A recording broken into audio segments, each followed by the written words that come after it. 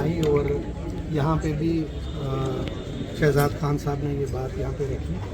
तो इसमें additional DC साहब ने कहा कि वो उसको देखेंगे, क्योंकि मैं ये समझता हूँ कि जो भी ऑनरेबल मेंबर होता है वो पंचायत का पंच हो, सरपंच हो, डीसी हो, एमएलए है, ये उसका प्रोविगेटिव होता है कि वो किस तरीके से प्लानिंग करे कि जो उसका वोट लिए होता है उसको वहाँ सहूलियत। सर एक सवाल, जो बात शहजाद खान साहब ने यहाँ रखी है उसमें एडिशनल डीसी साहब ने कहा वो देखेंगे उसमें क्या वजूहत है तो उसको देखा जाएगा। सर एक सवाल ये है कि ऑपरेशन सिंदूर में पूंछ के लोगों ने बहुत मार झेली, लेकिन अभी तक जो बैंकर्स का काम है वो पूंछ जो मैं कहूँगा सिटी में जो है वो होना चाहिए, जो अभी तक नहीं हो रहा है। एक बैंकर जो सैंक्शन हो रहा है वो ढाबा के लिए हो रहा है और एक बैंकर जो है वो जिसका काम शुरू भी हो चुका है जो डिप्टी कमिश्नर ऑफिस पूंछ में हो रहा है। तो क्या लोगों की हिफाजत के लिए पहल करनी चाहिए, क्या जो ऑफिस है उनके अंदर बैंकर बनने चाहिए? देखिए, हमने हवेली कॉन्स्टिट्यूंसी जो मेरी है ये सबसे ज़्यादा अफेक्टेड कॉन्स्टिट्यूंसी थी हाल ही जो हमारी जंग हुई ऑपरेशन सिंदूर से, और सबसे ज़्यादा कैजुअलिटी, सबसे ज़्यादा नुकसान हमारे इसी इलाके। हमने डिस्ट्रिक्ट एडमिनिस्ट्रेशन के साथ मिलकर क्रिटिकल एरियाज़ को जहाँ पे अफेक्टेड हुआ है, जहाँ ज़्यादा शेलिंग होती है, पिछले 20 साल का 50 साल का हमने उसको क्राइटेरिया बनाया और बंकर्स की पूरी हमने प्लानिंग करके लिस्ट बना के ये प्रपोजल जो है वो सबमिट कर दिया है।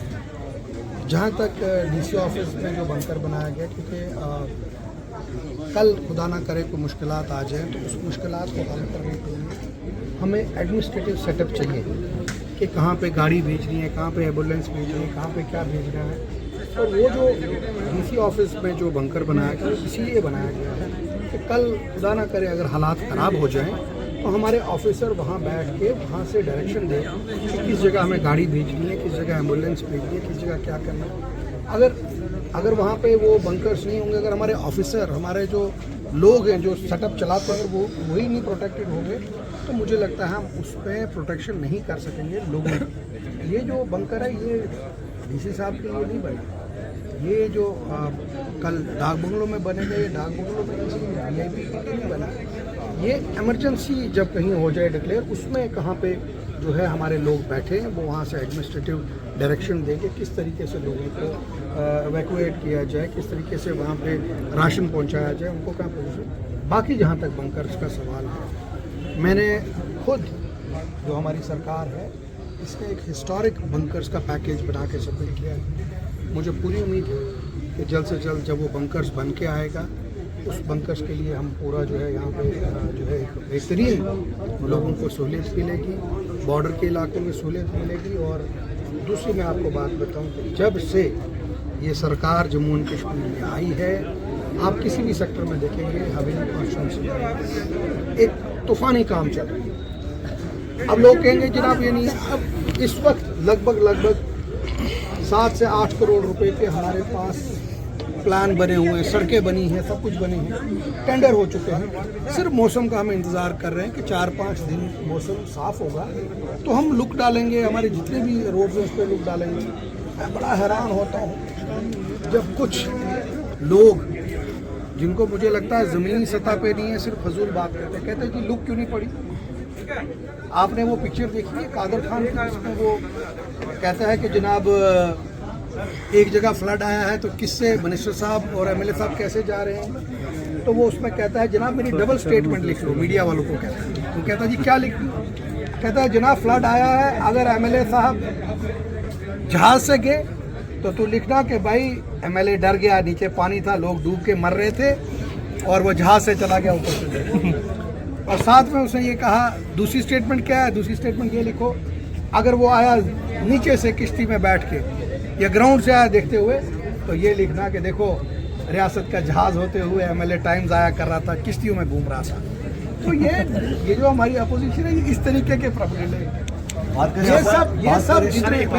ये सब लोग पावर में रहे हैं, इनमें से कोई ऐसा नहीं है जो पावर में ना रहा, ये पावर में रहेंगे। ये अपने वक्त की कारकर्दगी लोगों को बताएं कि इन्होंने क्या किया। आज हिस्टोरिक 350 करोड़ के करीब PMGSY की सड़कें हवेली कॉन्स्टिट्यूंसी में आई हैं। नाबार्ड में लगभग 200-300 करोड़ की जो है वो प्रोजेक्ट्स चले गए हैं और लगभग 100 करोड़ के करीब उनकी भी सैंक्शन आ गई है। मंडी के अंदर डिग्री कॉलेज का काम लग गया, 14 करोड़ का टेंडर हो गया, 2-3 दिन में टेंडर निकलेगा। पुंछ डिग्री कॉलेज को हम अपग्रेड करने जा रहे हैं, स्पोर्ट्स स्टेडियम को अपग्रेड करने जा रहे हैं, दीगर बिल्डिंगें यहाँ पे बना रहे हैं, इंफ्रास्ट्रक्चर बना रहे हैं, हॉस्पिटल को अपग्रेड कर रहे हैं। अरे यार जब इतना कुछ कर रहे हैं वक्त तो दीजिए। आप खुद सोचिए, जिस रियासत में 10 साल से बर्बादी की, उस रियासत को ट्रैक पे लाने के लिए वक्त लगेगा। और मैं आपको मीडिया के अंदर यकीन, पुंछ की आवाम को यकीन दिलाना चाहता हूँ कि इंशाल्लाह 1 साल के अंदर जो मेरी प्लानिंग होगी और आने वाले 4 साल में उन प्लानिंग को इम्प्लीमेंट किया जाएगा। पुंछ हवेली कॉन्स्टिट्यूंसी रियासत की सबसे बेहतरीन कॉन्स्टिट्यूंसी। आखिरी सवाल सर, और दूसरी एक बात, कुछ लोग ये कहते हैं कि खाली स्टेटहुड की बात करें। मैं आपको ये कहता हूँ कि मैं खुद 370 और 35A और स्टेटहुड, उसके लिए हमेशा लड़ाई लड़ूंगा। और इंशाअल्लाह तब तक मैं चुप नहीं बैठूंगा जब तक इस रियासत में 370, 35A और स्टेटहुड वापस आके हमारे जो नौजवान बच्चे आप हो, आप सब जब तक बादशाह नहीं बनते तब तक हम किसी को गुलाम नहीं बनते।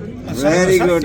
आखिरी सवाल, होम मिनिस्टर अमित शाह का जम्मू का दौरा रहा, तो सर एक वीडियो भी वायरल हो रही है और फोटो भी वायरल हो रहा है कि चीफ मिनिस्टर उमर अब्दुल्ला को साइड में रखा गया, तो इग्नोर किया गया, उसके बारे में क्या? देखिए ऐसा कुछ नहीं है। चीफ मिनिस्टर उमर अब्दुल्ला साहब इस रियासत के इलेक्टेड चीफ मिनिस्टर हैं और बहुत भारी बहुमत से जीत के वहाँ पे आए। अब मुझे नहीं पता, फ़ोटो कहीं बैठ के हो सकता है कि कहीं कोई फ़ोटो, मैं भी जब कहीं जाता हूँ तो मैं भी पीछे रह जाता हूँ। मेरे आगे मेरा ये छोटा सा भाई मेरे आगे चल रहा है, तो इसके आगे चलने से कोई मुझे फ़र्क नहीं पड़ता। तो क्या जज सब एक्जियन PWD और PMGSY के जो है, उन्होंने एक सवाल किया था, उन्होंने जो कहा एक जवाब में कि 80% जो सड़कों के या दूसरे काम हैं रिस्टोरेशन के वो मुकम्मल हो चुके हैं, जबकि ज़मीनी सतह पे जब हम जाते हैं गाँव में, हम भी विजिट करने जाते हैं, आपके पास भी शिकायतें आती होंगी, तो ये लोगों का कहना है कि 60% काम भी नहीं हुआ है। मेरे भाई, मैं आपको बताना चाहूँगा, बड़ा बेहतरीन सवाल उठाया है और मैं आपको मुबारकबाद देता हूँ कि आप ग्राउंड पे लोगों की मुश्किलात हाईलाइट करते हो। और बीइंग इलेक्टेड मैन, जब कोई मीडिया वाला कोई खबर अगर मेरे खिलाफ या हुकूमत के खिलाफ चलता है, मुझे उससे बुरा नहीं मानना चाहिए। मुझे उस चीज़ को अंडरस्टैंड करना चाहिए और कोशिश करनी चाहिए अगर कहीं कोई प्रॉब्लम है उसको दूर करें। जो हमारे PWD और PMGSY के एग्जियन साहब ने कहा, उन्होंने आप पे थोड़ा सा समझने में मुझे लगता है गलती है। टेम्परेरी रिस्टोरेशन में हमारा 80% कंप्लीट है। टेम्परेरी रिस्टोरेशन ये है कि जहाँ पे रोड बंद हो गई थी उस रोड को खोल दिया गया है, वहाँ गाड़ी जा सकती है। परमानेंट रिस्टोरेशन के लिए आपको पता है टेंडर का प्रोसेस है। इस UT एडमिनिस्ट्रेशन में ऐसी गाइडलाइन बना दी है कि एक बेचारे का घर गिरने वाला होगा तो उसका इंतज़ार किया जाएगा, इसका घर जो है वो है। अगर आज रियासत होती तो जिस किसी का घर खतरे में है वहाँ इमीडिएटली काम लगा होता। हम कुछ बंदिशों में बंधे हुए हैं, हम चाहते हुए भी कई जगह हमारे पे मुश्किलात आती हैं, लेकिन कुरान में लिखा है कि सब्र जो है वो हर चीज़ का बेहतरीन नतीजा आगे आता है और नुक्सा है, हमने सब्र से काम लेना है। और मुझे पूरी उम्मीद है, आप देखिए जिस अल्लाह ताला ने मुझे इतनी बड़ी लीड दिलाई पुंछ के अंदर 2008 में जब मैं जीता तो तब भी एक मेरी बेहतरीन लीड थी 9,500 की, इस बार 22,000 की लीड।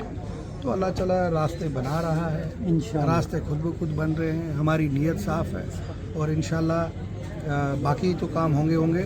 मेरी मीडिया वालों से भी एक सवाल कि मैंने आपके लिए 10 लाख रखा है, आपने मुझे अभी तक लिस्ट भेजी क्या काम करना है, तो लिहाजा वो लिस्ट फौरन मुझे तैयार करके भेजिए ताकि आपकी मुश्किल।